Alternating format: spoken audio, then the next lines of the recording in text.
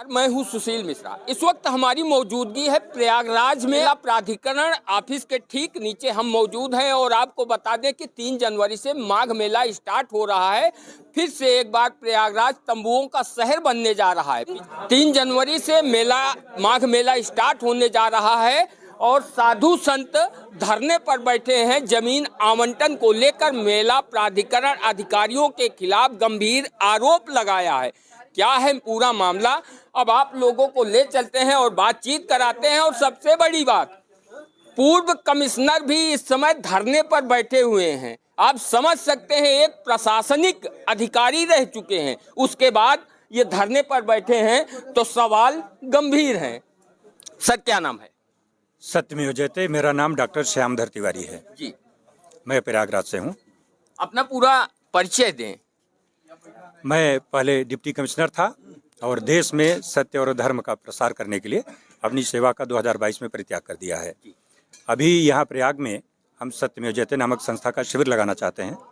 कुंभ में लगता है और यहाँ हम लोग महीनों से परेशान हैं, प्रयास कर रहे हैं, कार्यकर्ता आ रहे थे। तो ये कहा जा रहा था कि आप लोग परेशान ना हो, 26 तारीख को आइएगा, उस दिन नई संस्थाओं को भूमि आवंटित होगी। और यहाँ आज 26 दिसंबर है, हम लोग यहाँ आए हुए हैं, लेकिन यहाँ तो प्रार्थना पत्र लेने और उस पर कोई कार्य निर्णय की व्यवस्था नहीं दिख रही है। तो इसलिए ये सभी साथी इस देश के, नगर के, प्रदेश के किसी क्षेत्र से हैं, सब चाहते हैं कि जहाँ कुंभ बड़ा इतना बड़ा मेला लगा स्थान हुआ, वहाँ कुछ 100 और 1000 संस्थाओं को बसाने में तो बड़ी समस्या नहीं होगी। और मेला प्रशासन, जबकि हमारी सरकारें पूरा बजट देती हैं, सुविधा देती हैं, तो बड़े आराम से हम सबको भूमि दी जा सकती है 100-200 फीट, और हम लोग इस देश के धर्म को और सेवा के कार्य को बढ़ाने में सहयोग कर सकते हैं। सरकार भी यही चाहती है। तो ये सब धरना प्रदर्शन में जो ऊर्जा और समय हम लोगों का जा रहा है, मन को गिराता है, ऊर्जा नष्ट होती है। ऐसा नहीं होना चाहिए। धर्म स्थान पे तो बहुत शांति से, प्रेम से और बड़े उद्देश्य के लिए सहयोग मिलना चाहिए, मार्गदर्शन मिलना चाहिए। हम लोग इसी लक्ष्य से बैठे हैं कि मेला प्रशासन हम लोगों की बात को सुनेगा, हम लोगों को भूमि देंगे, सुविधा देंगे और हम लोग अपना कार्य करेंगे। जो भावना लेकर के देश से, जहाँ से जो लोग आए हैं, वो काम करके फिर यहाँ से हम लोग जाएंगे। सर, जो भूमि आवंटन को लेकर आप लोग धरने पर बैठे हैं, नई जो है भूमि, आप लोग नई संस्थाएं, आप लोगों की पहली बार भूमि आवंटन के लिए आवेदन किया, तो क्या कहा गया मेला प्राधिकरण अधिकारियों के द्वारा? इसमें ये कहा गया था कि 26 दिसंबर से नई संस्थाओं को भूमि मिलेगी। जी। हम लोगों की चिंता ये है कि कल 25 को कुछ संस्थाओं को भूमि नहीं मिल गई। तो ये लगा कि जैसे ये तो हम लोगों को छला गया। हम लोग तो 10 दिन से धैर्य लगा करके बैठ गए थे कि चलिए पहले जिनकी पुरानी संस्थाएं बट जाए, 26 को हम लोग आएंगे तो हम लोगों को मिलेगा। यहाँ आने पर ये निराशा हुई कि कल नए लोगों को मिल गई, तो बताया क्यों गया था, अखबारों में क्यों छपा था कि 26 दिसंबर से आएँ। अखबारों में कोई समाचार सूचना दी जाती है तो प्रामाणिक हो जाती है, लोग उसी अनुसार अपना कार्यक्रम बनाते हैं आने का, और हम लोग उसी भाव से यहाँ जो सैकड़ों लोग इकट्ठा हैं, यही बात की 26 से थी, आज नई संस्थाओं को भूमि दी जानी चाहिए और दी जाए। दावे बड़े बड़े किए जा रहे हैं। आप प्रशासनिक सेवा में रह चुके हैं, उसके बाद भी यदि आपको धरने पर बैठना पड़े तो सवाल गंभीर है। क्या कहना चाहेंगे? दावे योगी सरकार के हैं कि माघ मेले की तैयारी पूरी तरह से हो चुकी है, 3 जनवरी से स्टार्ट हो रहा है और पिछले साल महाकुंभ था, 100 करोड़ सनातनी यहाँ पर डुबकी लगाए हैं। ऐसे में माघ मेला है, उससे छोटा है, बहुत छोटा है, और व्यवस्था को लेकर जिस तरह से आप लोग धरने पर हैं, तो सवाल तो गंभीर है। यही प्रश्न तो हम लोगों का भी है कि ये कुंभ मेले से 1/10 का कार्य है, और जहाँ इतनी बड़ी व्यवस्था हुई थी, अभी 10 महीने पहले ही कहीं मेला समाप्त हुआ था, तो अभी क्या दिक्कत है कि इतने लोगों को बसाने में, उनको सुविधा देने में क्या समस्या है? देश और सनातन का विस्तार कैसे होगा? जब लोग काम करेंगे, हम लोग आते हैं तो सरकार हमको भूमि और कुछ सुविधाएं देती है। शेष धन और समय और श्रम और ऊर्जा कार्यकर्ताओं का तो हम लोग ही लगाते हैं, देश के लोग लगाते हैं। तो ये एक प्रकार से हम लोग सरकार का, जनता का, देश का, धर्म का काम करते हैं। और ये प्रश्न का उत्तर हम लोगों को भी नहीं है कि सरकार का इतना समर्थन है। योगी आदित्यनाथ जी जो मुख्यमंत्री हैं, सनातन धर्म के ध्वजा पताका को उठा रहे हैं, फहरा रहे हैं, तो इतना हम लोगों को संघर्ष क्यों करना पड़ा? ये सोचे सरकार, ये सोचे प्रशासन और उसका समाधान निकालें। हम लोगों को खुले मन से सुविधाएं दें, भूमि दें और हम लोग अपना काम करें, यही उनसे अनुरोध है। किसी जिम्मेदार अधिकारी से आपकी बात हुई? हमारी अधिकारियों से बात हुई। एक तो मुश्किल ये होता है कि अधिकारी एक तो मिल नहीं पाते हैं। जैसे अगर बाहर बैठे हैं तो किसी बैठक में गेट बंद है, आप जा नहीं सकते। जब तो कोई परिचय, कोई संयोग, कोई सिफारिश इस तरीके की स्थितियां न हो तो अधिकारियों से मिलना कठिन होता है। नाम लेना किसी अधिकारी का उचित नहीं समझ रहा हूँ, लेकिन होता तो यह है कि गेट बंद रहेगा। जैसे हम लोग यहाँ बैठे हैं, अभी अभी किसी साथी ने आगे बताया कि अधिकारी अंदर बैठे, हम लोग जो रहे को चले गए हैं और 4 घंटे बाद आएंगे। हम लोग रात भर बैठने की मानसिकता से यहाँ प्रतीक्षा कर रहे हैं। क्या कहें? मेला अधिकारी हम तीर्थ पुरोहित हैं। हमारे यहाँ यात्री कल्पवासी आते हैं। 3 तारीख से मेला शुरू हो रहा है, 31 तारीख को कल्पवासी आ जाएंगे हमारे। अभी तक हमको भूमि नहीं दी गई। ये मेला अधिकारी ने आर्डर किया था कि ले जाइए अमीन को दीजिए। अमीन साहब लेने से मना कर दिया, इसको फेंक दिया हमारे कागज को। कहीं नहीं, आदेश होता रहता है, अभी हम भूमि नहीं देंगे। क्या नाम है? शीतला पंडा, त्रिशूल का झंडा। कहाँ के निवासी हैं? यही प्रयागराज के हैं। प्रयागराज के हैं। आपको धरने पर पुरोहित है। क्या करें हम? हमारे कल्पवासी आ जाएंगे और हमारे तीर्थयात्री आएंगे और जमीन अभी तक हमको नहीं मिली, तो हम तीर्थयात्री और कल्पवासी को कहाँ बसाएंगे? 3 तारीख से वो कल्पवास उनका शुरू हो जाएगा और अभी तक हम परेशान हैं। अभी तक 1 महीने से हम दौड़ रहे हैं। 21 तारीख को ऑर्डर किया है दयानंद जी ने। आप देख सकते हैं ये आदेश है। और सबसे बड़ी बात, ये आदेश है दयानंद जी साहब का जी कि लल्लू जी एंड सन से जितने भी सप्लायर हैं टेंट हाउस सुविधाओं के, वो अभी से 5-6 जनवरी की तारीख दे रहे हैं। अब जिसको भूमि मिलेगी वो क्या करेगा? मेला तो 2 से 3 से आरंभ होना है, पौष पूर्णिमा से आरंभ होना है।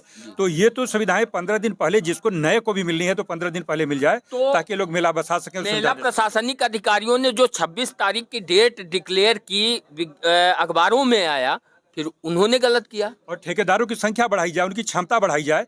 ये बोल रहे हैं अगर 5, 6, 7, 8 तारीख को देंगे, वो टेंट लगाएंगे, तो शिविर का, प्रशासन का, मेले की सुविधा बनेगी, व्यवस्था पैदा की। कल्पवासी कहाँ जाएंगे? कल्पवास तो वो 3 तारीख से ही शुरू करेंगे, वो 2 तारीख 31 तारीख तक आ जाएंगे। तो कल्पवास अगर वो 3 डक गया तो कल्पवास उनका अधूरा हो जाएगा। इसलिए मेले में सारी व्यवस्था 1 तारीख के अंदर हो जाना चाहिए, जबकि हम लोगों को भूमि नहीं मिल रही है। अधिकारी का आदेश है। आप लोगों को भूमि मिल रही है ना अधिकारी मिल रहे हैं? ना अधिकारी मिल रहे हैं। यहाँ सुबह से हम लोग टहल रहे हैं, अब दिन में बैठे थे तो हम लोगों को जाने नहीं दिया गया अधिकारी के पास। हम ये कहना चाहते थे कि आपका आदेश है, आपका अमीन ने ये आदेश नहीं लिया, फेंक दिया। का ही आदेश होता रहता है, तो यही कहना हम चाहते थे उनसे, लेकिन हमारी मुलाकात नहीं हो पाई। मेरा नाम शिवसागर शुक्ला है। आप देख सकते हैं 12/11/2025, आज डेट है 26/12/2025। आप सोच लीजिए कितने दिन हमको यहाँ पर आते हुए हो गया, ठीक है। और उसके बाद मेला प्रशासन केवल आश्वासन देता है, एप्लीकेशन पे एप्लीकेशन लेते हैं और उसके बाद मोड़ करके उसको फेंक दिया जाता है, कल आना परसों आना। आप सोचिए जो व्यक्ति 12/11/2025 से 1 महीने से अधिक से आ रहा हो, उसके एप्लीकेशन का क्या किया जा रहा होगा? वो एप्लीकेशन कहाँ जा रहा है, उसका निस्तारण कहाँ हो रहा है, अभी तक कोई सूचना इसकी नहीं है। पहली बात तो ये। दूसरी बात ये हुई कि जो अभी आपने भी कहा, कमिश्नर साहब ने कहा कि जब अखबार में निकाल दिया गया कि 26 तारीख को नई संस्थाओं को जमीन मिलेगा, तो 25 तारीख को जो व्यक्ति धरने पर बैठा, उनको किस आधार पर आपने जमीन दिया? क्योंकि अखबार करोड़ों लोग पढ़ते हैं, तो इसका मतलब आपने उन करोड़ों लोगों को भ्रमित किया। करोड़ों लोगों ने तो अखबार पढ़ा है ना, तो उनको तो मालूम है कि 26 को जमीन कटेगी, तो आपने करोड़ों लोगों को भ्रमित किया। पहली बात है। और दूसरी बात है कि आपने एक प्रक्रिया का रास्ता साफ कर दिया कि यही प्रक्रिया है, इसी प्रक्रिया से गुजर करके आपको माघ मेला में जमीन आवंटित होगी। किस प्रक्रिया से? धरने की प्रक्रिया से। अगर जमीन आवंटित भी हो गई तो समय क्या लगता है आप लोगों का, वो तैयार हो पाएगा सब कुछ? बिल्कुल नहीं, मैं यही तो कहना चाहता हूँ। आप सोचिए कि आज कितनी तारीख है? आज 26 तारीख है। अब आज वो अगर करते भी हैं तो 2 दिन बाद उनकी पर्ची मिलेगी, 3 दिन बाद जमीन कटेगा। तब तक मेले में जो है पुलिस प्रशासन का वो लग जाएगा, रास्ते बंद हो जाएंगे। फिर लल्लू जी एंड सन्स का आप लोग सुन ही रहे हैं कि क्या स्थिति है। आज जनवरी में जिनकी जमीन कट चुकी है उनको 6 जनवरी 5 जनवरी, जब 3 जनवरी से माघ मेला शुरू हो जा रहा है तो उसके बाद हम क्या करेंगे जमीन का? आप ही बताएं। अब सवाल जवाब तो अधिकारी दे सकते हैं, क्योंकि हम तो बतौर पत्रकार हैं। अधिकारी तो सुनते हैं। सबसे बड़ी बात तो है कि अधिकारी केवल और केवल आश्वासन देते हैं। अधिकारी लगता है कि उनके पास अपना अथॉरिटी नहीं है, वो केवल ऐसे आते हैं जैसे कोई किसी को उसमें आए हों कि ऐसा है कि आप लोग चिंता मत कीजिए, आप लोगों को जमीन मिल जाएगा, ऐसा आश्वासन देकर के वो गायब हो जाते हैं। आपको अरैल में मिल जाएगा, अभी आज ही हमको बोला गया कि आपको अरैल में जमीन मिल जाएगा। अब अरैल में जमीन मिलने के लिए हमको कोई कागज, कोई रिसीविंग कुछ तो दीजिएगा।